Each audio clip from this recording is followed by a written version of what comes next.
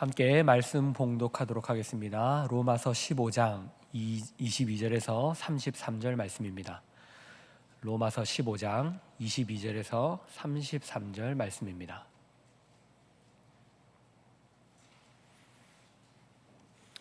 우리 함께 한 목소리로 봉독하도록 하겠습니다.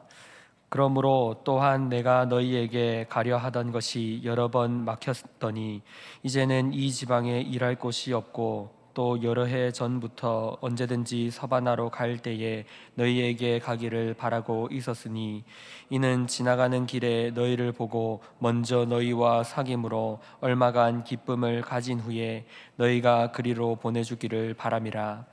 그러나 이제는 내가 성도를 섬기는 일로 예루살렘에 가노니 이는 마게도냐와 아가야 사람들이 예루살렘 성도 중 가난한 자들을 위하여 기쁘게 얼마를 연보하였음이라.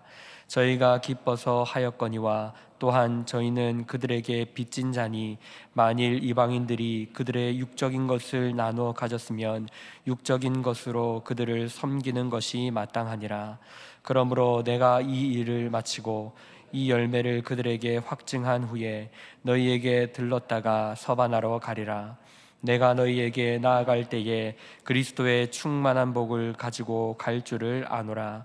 형제들아, 내가 우리 주 예수 그리스도와 성령의 사랑으로 말미암아 너희를 권하노니 너희 기도에 나와 힘을 같이하여 나를 위하여 하나님께 빌어 나로 유대에서 순종하지 아니하는 자들로부터 건짐을 받게 하고 또 예루살렘에 대하여 내가 섬기는 일을 성도들이 받을 만하게 하고 나로 하나님의 뜻을 따라 기쁨으로 너희에게 나아가 너희와 함께 편히 쉬게 하라.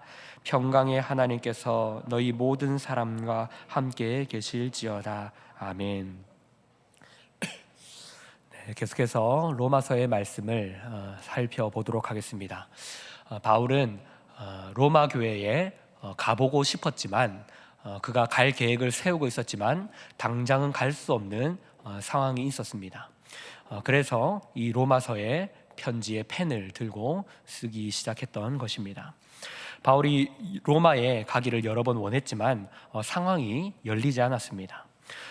바울은 온 세계에 복음을 전하는 것이 자신의 사명으로 여겼기 때문에 그 열매 중에 하나로 로마 교회를 생각했습니다. 자신이 전한 복음의 그 열매, 귀한 사역의 결실을 보고자 했던 것이 로마 교회를 방문하고 싶었던 바울의 마음이었습니다.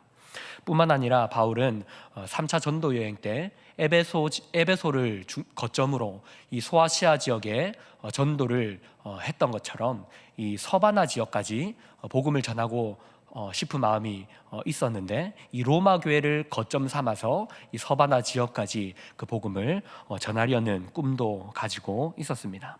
그래서 바울은 이 로마 교회를 가는 것을 간절히 원하고 있었던 것이죠. 그러나 바울은 로마 교회를 방문하기 전에 자신이 먼저 해결해야 될 일이 있다라고 말합니다. 오늘 본문에서는 성도를 섬기는 일이 있다라고 말하고 있기도 한데요, 그것은 예루살렘을 방문하는 일이었습니다. 그 이유는 이방인 성도들, 마게도냐와 아가야 지역의 교회의 성도들이 예루살렘 교회에 형편이 어려운 가난한 성도들을 위해서 헌금을 모았기 때문입니다. 이 연보를 모아서 이 연보를 전달하는 일을 하기 위해 바울은 예루살렘을 가야 한다라고 말하고 있습니다. 25절에서 26절을 한 번 더 보도록 하겠습니다. 그러나 이제는 내가 성도를 섬기는 일로 예루살렘에 가노니 이는 마게도냐와 아가야 사람들이 예루살렘 성도 중 가난한 자들을 위하여 기쁘게 얼마를 연보 헌금하였음이라 라고 말하고 있습니다. 예루살렘 교회가 헌금을 받아들이는 일, 이방인 성도들이 이 예루살렘 교회 성도들을 위해서 헌금한 이 연보를 받아들이도록 이것을 들고 직접 예루살렘으로 가겠다라고 말하고 있는 것이죠. 바울은 이 일을 매우 중요하게 여기고 있었던 것입니다. 예루살렘을 방문한다는 것은 결코 쉽지 않은 일입니다. 바울이 자신이 예루살렘으로 가면 얼마나 많은 핍박과 박해와 자신의 목숨에 위협이 있을 것을 알고 있었습니다. 예수로 구원을 얻는다라고 말하는 이 바울의 복음을 동족들은 이단처럼 여겼습니다. 심지어 하나님을 왜곡하는 것으로 받아들였습니다. 그래서 동족들로부터 여러 번 죽을 뻔한 경험을 겪었던 것이죠. 이런 상황을 알기에 바울은 로마 교회 성도들에게 나를 위하여, 나의 안전을 위하여 기도해달라, 내가 하나님의 일을 하는 것에 여러분들이 함께 기도해달라라고 30절과 31절에서 말하고 있는 것입니다. 예루살렘으로 가면 어떤 어려움이 생길 것인지 잘 알면서도 자신이 그 연보를 직접 다른 사람에게 부탁하는 것이 아니라 직접 그 연보를 가지고 가겠다라는 것은 특별한 이유가 있는 것이죠. 유대인 성도들을 위해 헌금을 모은 이방인 성도들의 마음이 잘 전달되기를 바랬던 것입니다.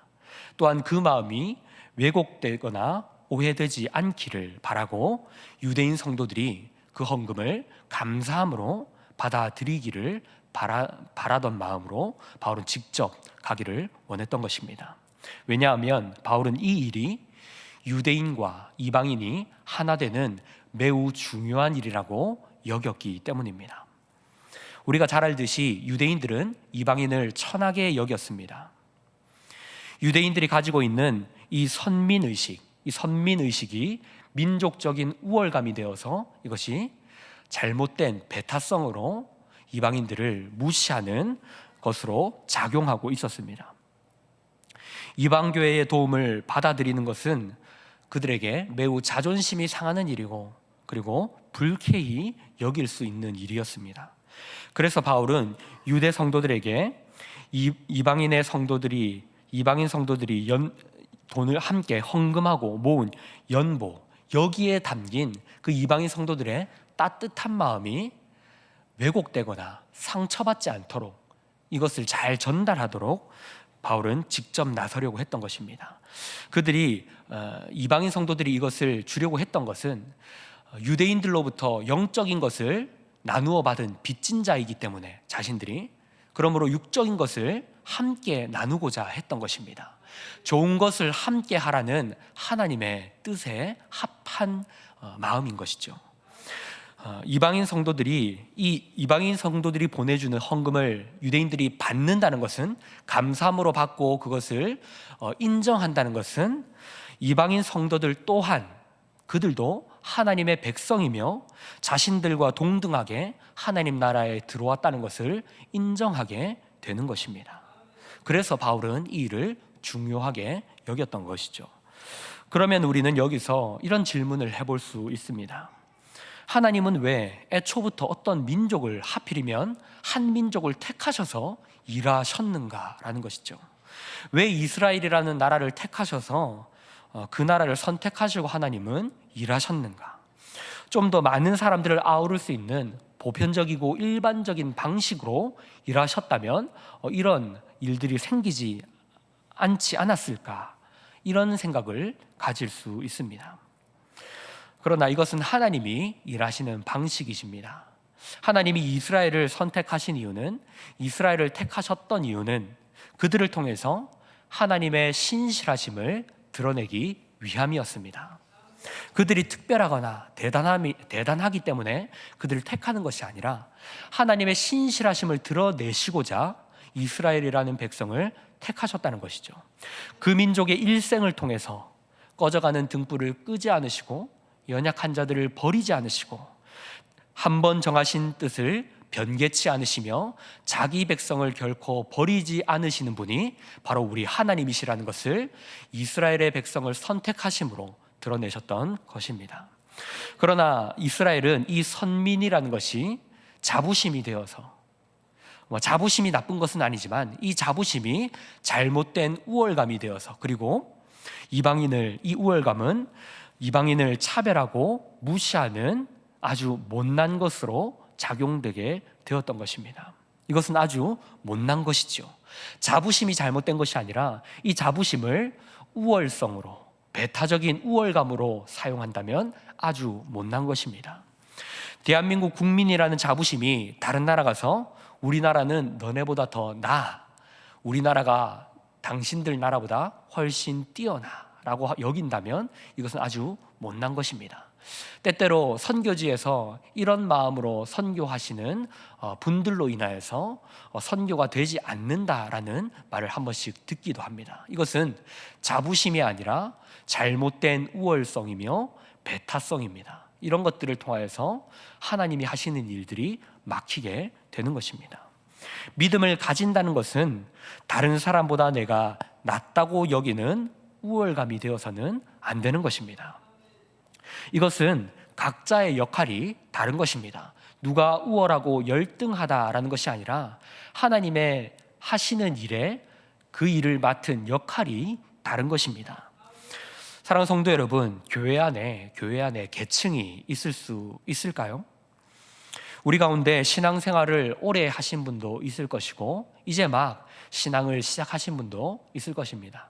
또한 교회 안에서 열심으로 여러 방면에서 헌신하며 봉사하는 분도 계실 것이고 또 어떤 분은 이제 조금씩 교회를 알아가는 분들도 계실 것입니다. 하지만 여기에 누가 우월하고 누가 열등한 것은 없습니다. 하나님 나라에는 1등과 2등이 없는 것입니다. 만약 차등이 존재한다면 그것은 하나 되지 못하였다는 것입니다. 1등과 2등으로 나누어진다면 그것은 다른 그룹이 존재하는 것이며 하나가 되지 못한다는 것입니다.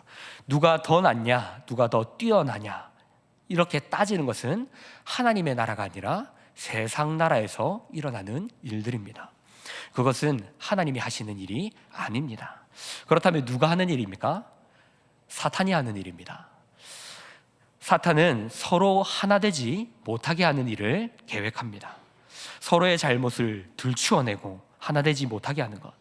사탄은 히브리어로 고발하는 자, 고소하는 자라는 뜻입니다. 그리고 마귀, 우리가 헬라어로 마귀라고 하는데요, 이 헬라어는 디아볼로스, 서로 하나 되게 하지 못하는 자라는 뜻입니다. 즉 사탄이라는 뜻은 다른 사람의 잘못을 들추어내고 고발하고 그리고 하나 되지 못하게 하는 일을 하는 자라는 것이죠. 바로 하나 되지 못하게 하는 일은 이 사탄이 하는 일이다라는 것입니다. 하나님 나라는 하나 되는 일입니다.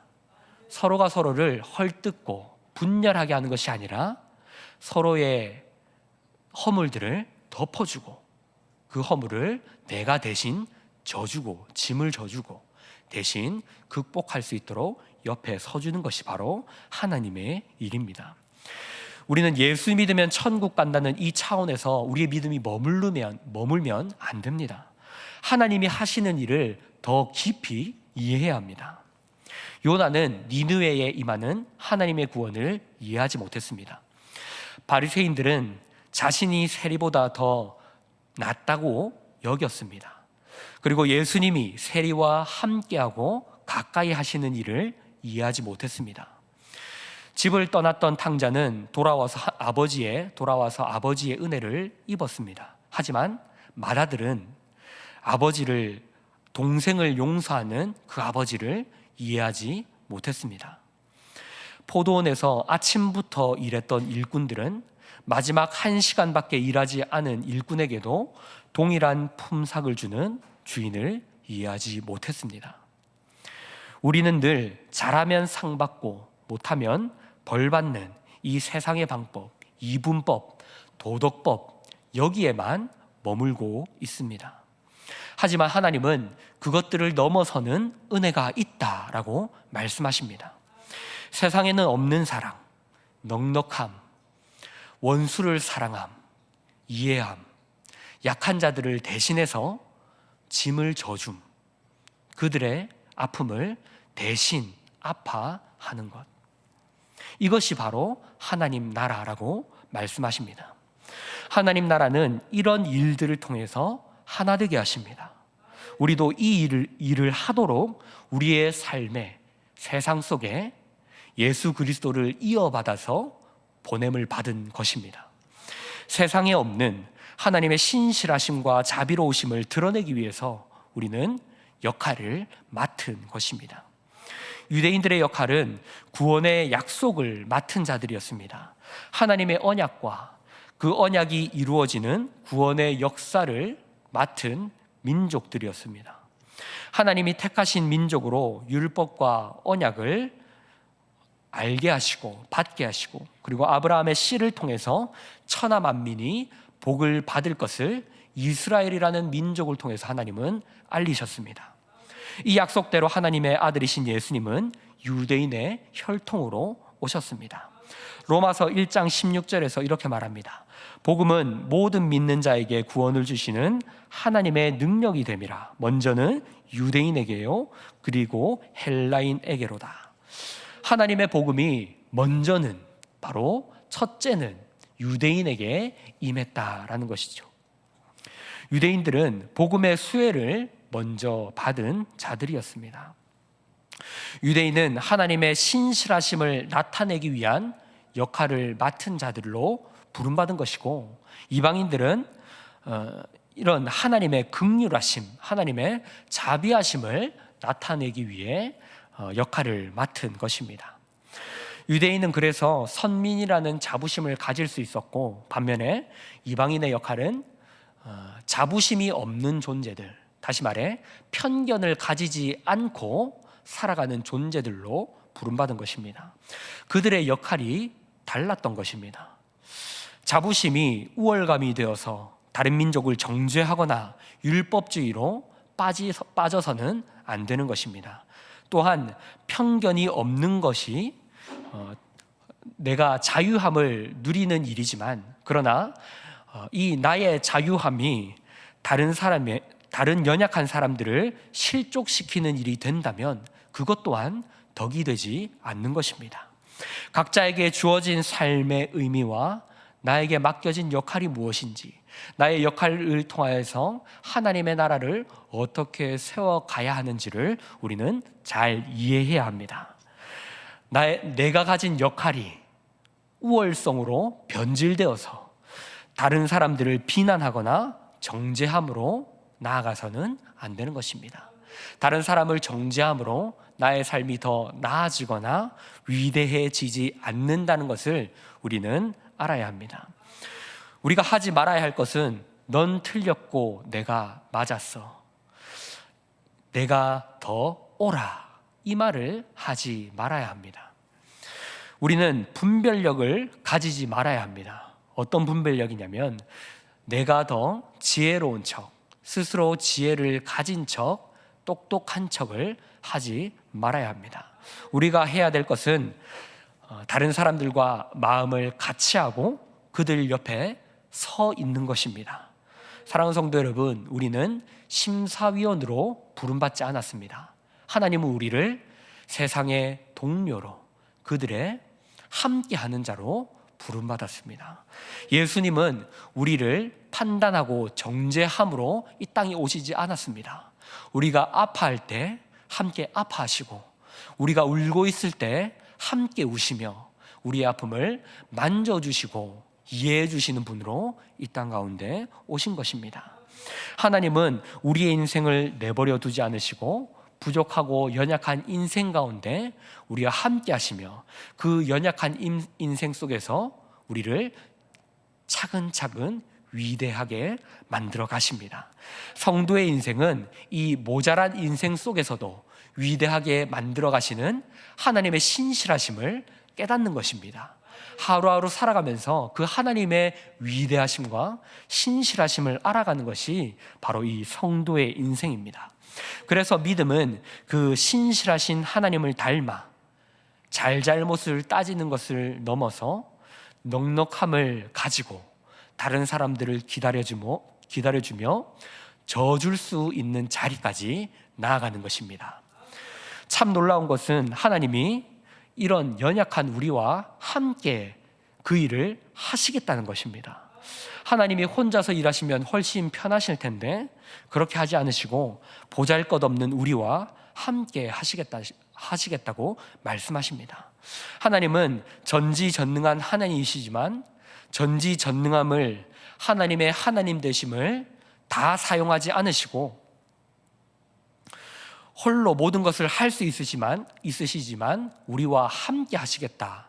우리와 함께 일하시겠다. 우리와 발맞추어서 한 걸음 한 걸음 함께 하시겠다라고 말씀하십니다.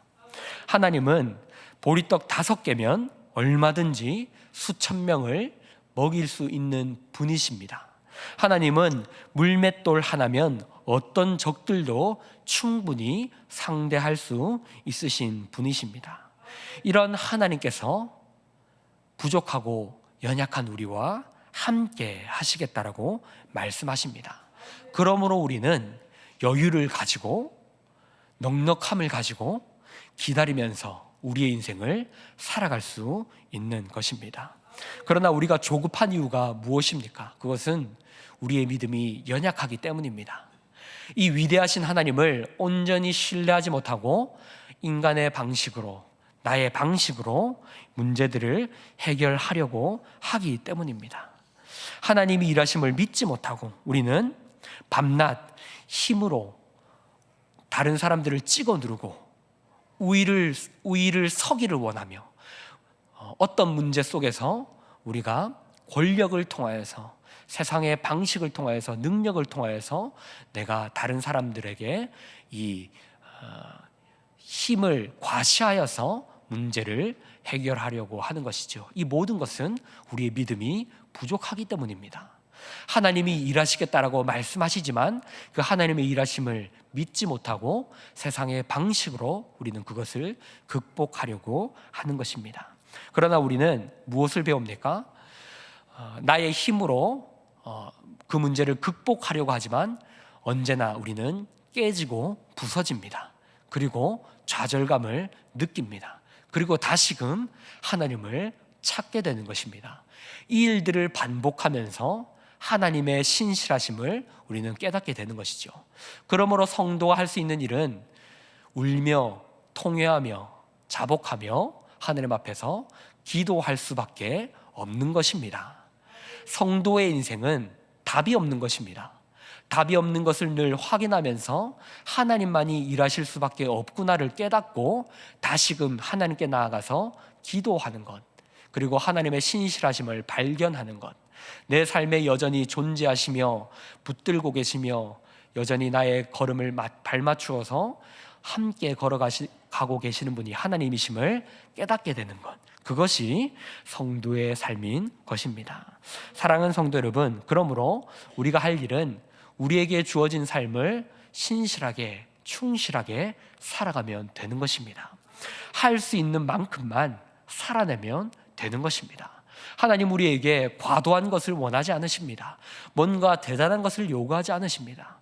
우리에게 주어진 삶 가운데 배워가기를, 하나님의 뜻이 무엇인지, 하나님이 어떻게 일하고 계시며 어떤 삶을 살아가기를 원하시는지를 하나님은 깨닫기를 원하고 있는 것입니다. 우리의 삶 속에서 후회하고 성찰하는 것 속에서 우리는 하나님의 은혜를 확인하게 되고 발견하게 될 것입니다. 못난 짓밖에 한 것이 없는데 우리의 삶이 훌륭해지는 것, 그것이 성도의 인생임을 우리는 깨닫게 되는 것입니다.